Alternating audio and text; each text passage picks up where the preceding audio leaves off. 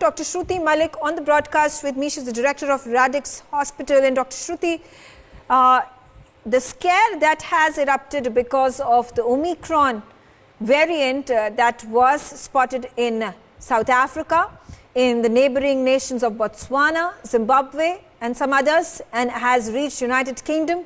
Some cases have also been detected in other parts of the world.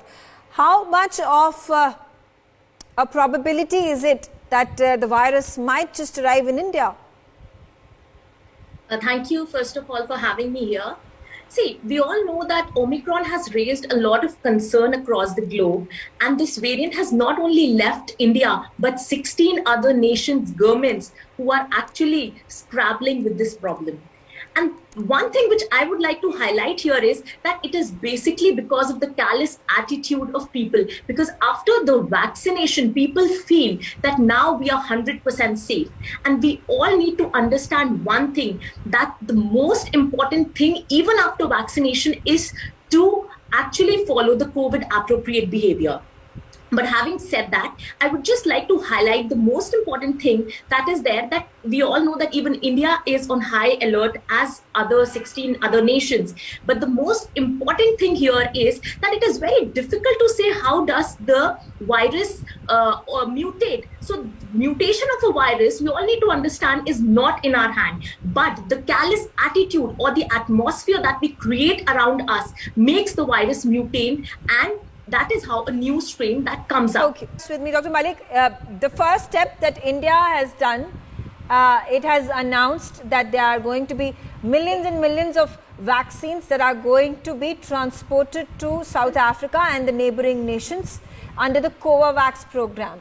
Now, something similar needs to be done, as Dr. Gilada said, from an initiative that needs to be brought about from the Western nations, from the developed nations, which perhaps the laxity of doing it because of the fact that these nations have been selfish in inoculating their own and not taking care of the rest of the world, has caused more mutations to take place. As Dr. Gilada said, only 5% of the population in the African nations at this point of time are inoculated.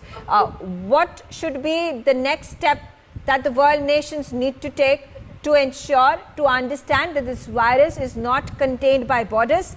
Only when the entire world is safeguarded, an individual and a particular nation will be secure.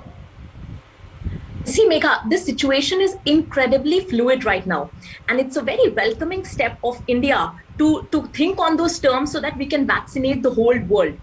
Now we have more than 7 companies who are coming up with the vaccines, and we have ample number of vaccines for such countries. As Dr. Gilada said, I completely second him that there are many countries because of which who are not vaccinating their people, because of which this mutation has taken place. As I already told you earlier also, see, mutation is something which is not in our hand. It is completely dependent on what kind of an atmosphere there we create all around us. Now, when we talk about Omicron, we need to understand one thing, that what exactly it is doing.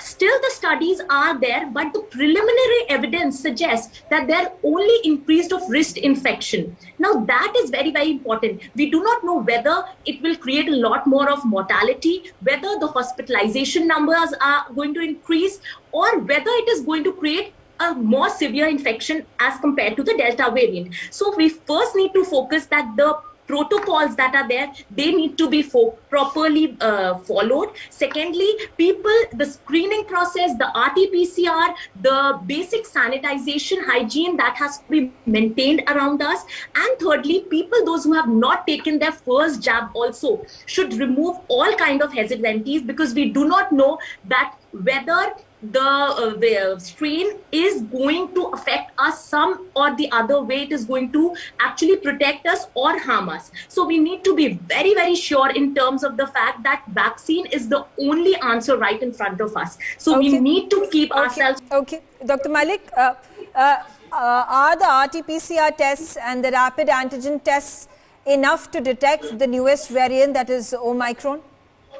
See, up till now, we have no other test than to go for it. So obviously, these tests are 99% sensitive to all the variants that the previous studies suggest. But the good part is that the recent studies that have come up, they show that corticosteroids and IL-6 receptor blockers will be very much effective in managing if such kind of Omicron viruses, they come and spread in the country. But having said that, we need to be very, very vigilant in terms of wearing well-fitted masks. People should go back to those months where we were actually following a proper ventilation, a proper sanitization protocol, because that is the only way we can protect ourselves. And I think the government has taken a very good step by closing down the international travel, because that is where you actually happen to have lot many cases. Because see, world is so big. There are millions and millions of people. You never know what kind of a cross virus goes to the other country and creates a new kind of a strain. Right. So that is not in our hands. So I think we should be following the COVID appropriate behavior, which is the only step